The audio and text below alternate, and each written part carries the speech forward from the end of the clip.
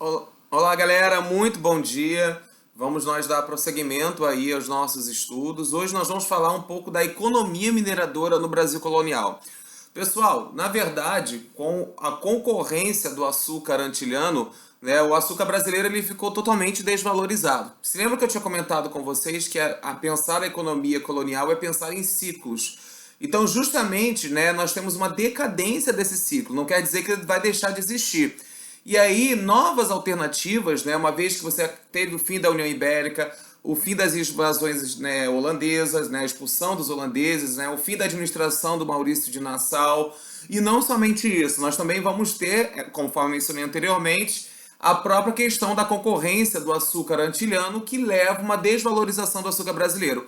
Por conta disso, nós também tínhamos comentado que nós vamos ter o que? O famoso processo de interiorização do Brasil, que nós vamos ter as famosas expedições de entradas e bandeiras, onde nós iremos o quê? Descobrir o ouro, né? A prata, o ouro, o diamante, e essa forma de recurso precisa ser explorada. Na atual região de Minas Gerais, ali nós tínhamos um cenário totalmente caótico, até padres, né, estavam até então saqueando o ouro, né, e automaticamente o governo precisava criar uma forma administrativa para organizar esse processo de exploração aurífera.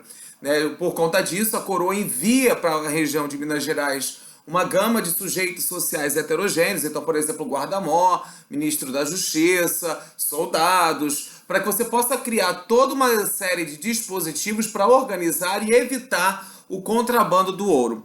Por conta disso, nós vamos ter a criação das intendências das minas. Eram elas responsáveis por distribuir as datas. As datas são terrenos auríferos, né, que deveriam ser explorados. As primeiras datas, geralmente, elas eram distribuídas, sorteadas, no caso, para figuras dos descobridores, que na maioria das vezes eram paulistas. Eles poderiam escolher a data, o terreno que lhe convisse.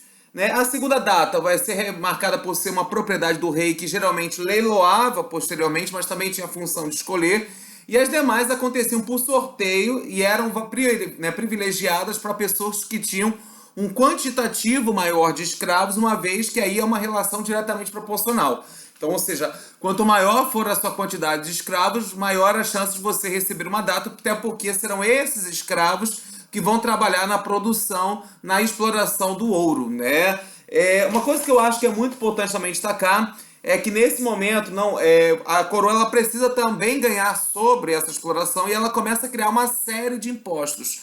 Né? Primeiro deles, que logo vai deixar de existir, que será a captação, que eles eram impostos pagos em gramas de ouro por número de escravos que trabalhavam, né, dentro das minas. Depois nós vamos ter a figura do quinto. O quinto eu quero destacar para vocês que, né, todo esse minerador deveria dar um quinto, né, de toda a produção de ouro para a coroa metropolitana. Depois nós vamos ter a finta. A finta ela consiste na cobrança de 30 arrobas de ouro, por parte de toda a população. Nós vamos perceber que aos poucos nós temos um enrijecimento desse imposto de duas formas, porque era muito comum também, isso é importante destacar, a questão do contrabando. Só que o que nós vamos ter? O escravo, ele tinha muito essa função de pegava o ouro, colocava dentro das imagens religiosas. Por quê? Porque ele queria comprar sua carta de alforria. Né? Então, por isso que daí surge aquela famosa expressão santo de pau oco. E não somente isso. Desculpa. É nesse momento que nós vamos ter também um cenário muito interessante, que é o que nós chamamos da cobrança da derrama. A derrama aumenta. A finta era 30 arrobas de ouro. Agora nós vamos ter o quê? 100 arrobas de ouro que eram cobradas diante de toda a população. Aí, Vinícius, mas se eu não tivesse as 100 arrobas durante o ano, como é que vai acontecer? O governo usava da violência. Né? E é justamente essa cobrança da derrama que contribui para ocasionar o que nós chamamos de Inconfidência Mineira. Né, que teve como grande liderança, ela é uma revolta separatista, né, de caráter mais elitizado quando comparada com a Conjuração Baiana. Nós vamos discutir isso aqui, e nós vamos perceber que a Inconfidência Mineira ela teve justamente esse caráter, né, de defender em si, né, uma independência do Brasil e criticar essa cobrança da derrama, ou seja, essa forma arbitrária, violenta, autoritária com que o governo cobrava, né, quando você não tinha essas senha-roubas e, sobretudo, criticava o porquê. Que de um lado você tinha 30 anteriormente, passa para 100, uma cobrança extremamente abusiva. Quando também nós estamos falando desse processo de cobrança de impostos, a coroa cria uma outra forma também de evitar o contrabando, que são as casas de fundição. As casas de fundição, elas transformavam o ouro em pó em ouro em barra. Por quê? Porque nesse ouro em barra, a coroa colocava o selo da metrópole. É uma forma de evitar esse contrabando. Quando nós estamos falando da sociedade mineradora, nós temos que entender que ela é muito mais flexível. Ela tem uma mobilidade social maior quando comparada à sociedade açucareira. E aí, por conta disso, nós vamos perceber que é justamente na economia mineradora que nós temos algumas transformações sociais e econômicas. Principal delas, pessoal, será a transferência da capital de Salvador para o Rio de Janeiro. Por quê, pessoal? Porque você vai criar uma estrada chamada Estrada Real, que ela tem uma função de escoar a produção aurífera até a capital. Até porque o Rio de Janeiro tem portos. Então, os portos eles eram os lugares com que você favorecia esse deslocamento, no caso do Rio, até, no caso, a figura, né, de Portugal, porque o ouro era enviado para a metrópole. Então, por conta disso, nós vamos ter a transferência da capital de Salvador para o Rio de Janeiro, que vai se perdurar até o governo de JK, se lembra? Plano de metas, né, desenvolver o Brasil o equivalente a 50 anos em apenas 5, leva à criação de Brasília. E aí, não somente isso, nós vamos ter um dinamismo econômico maior, né, um dinamismo populacional, porque nós vamos perceber um crescimento urbano, um crescimento populacional muito grande ao redor, né, das minas, porque você tem a presença de trabalhadores e o surgimento da classe média.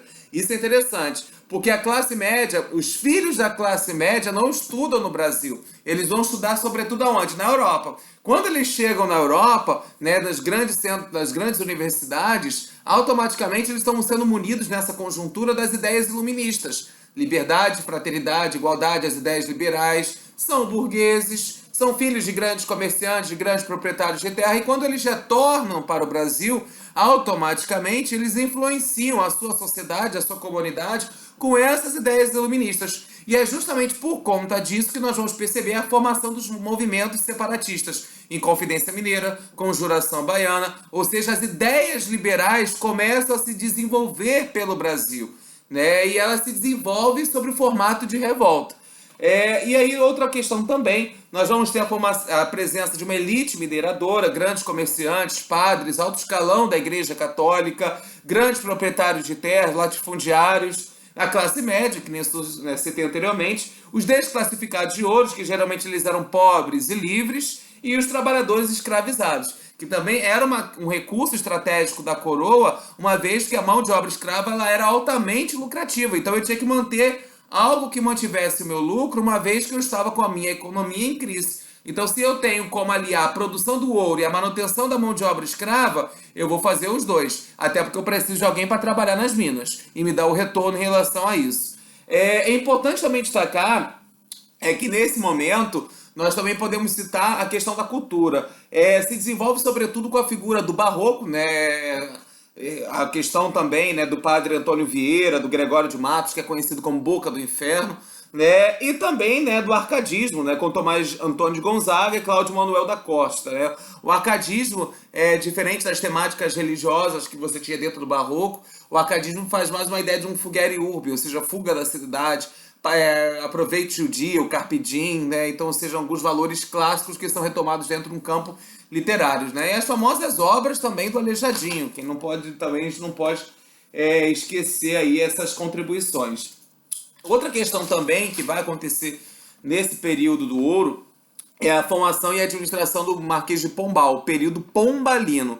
Pessoal, ele começa a criar uma série de medidas muito interessantes de ser discutidas agora, porque a primeira das medidas que ele cria é a expulsão dos jesuítas. Por quê? Porque os jesuítas eles eram contrários, eles eram uma resistência a mão de obra escrava indígena. E aí, pessoal, nós vamos perceber o quê? Que eu também vou querer incorporar essa mão de obra, né, para trabalhar sobre a condição de escravidão e até porque explorar essa ideia da lucratividade que já acontecia com a mão de obra escrava africana, né? E aí outra, obviamente, que é justamente no governo do Marquês de Pombal que você também transfere a capital, né? E também uma intensificação do processo de interiorização do território. Eu quero fazer um adendo em relação a essa questão da interiorização do território, que, claro, o ouro, a prata, o diamante já era uma questão de sucesso dentro da colônia, porque quando você teve a colonização da América Espanhola, eles encontraram dentro desse território e exploraram sobre a prática do metalismo, né? Se lembra, o mercantilismo. Sendo que uma coisa que é interessante falar é que a interiorização também desenvolveu outras atividades, como por exemplo a pecuária, que serviu para o abastecimento interno, as drogas do sertão, o tabaco, o algodão, porque você quis descobrir novos caminhos e recursos que esse território que até então estava sendo colonizado poderia oferecer e equacionar essa crise do açúcar. E quando eu estou falando também de crise do açúcar, eu estou falando de fim de ciclo, e não fim do açúcar, tá? Então isso quer dizer que o açúcar também vai continuar sendo explorado, sobretudo na região nordestina, né? Isso é importante também citar, né? Mas ele perde esse auge dele para o ciclo do ouro, que também vai entrar em decadência. Nós também vamos perceber isso aqui. Tá ok, pessoal? Grande abraço!